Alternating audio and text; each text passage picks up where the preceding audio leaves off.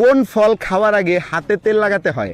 আজকে এই ধাঁধার উত্তর যে দিতে পারবে তাকে দেওয়া হবে নগদ 12,000 টাকা পুরস্কার। আপু আপনি কি পারবেন? হ্যাঁ পারবো। প্রশ্নটা মনোযোগ দিয়ে শোনেন।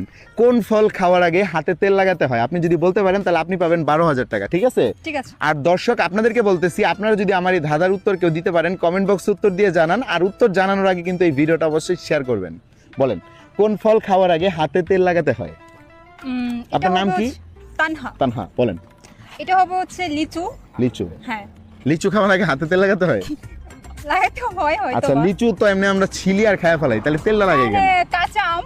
কাঁচা আম কেন কেন? কারণ কাঁচা আমে তো আঠা থাকে না অল্প কিছুটা, ওটার জন্য তো না না আপু, এটা হবে না, অন্য কিছু হবে। একটু ভাইবা দেখেন, অন্য কিছু হবে।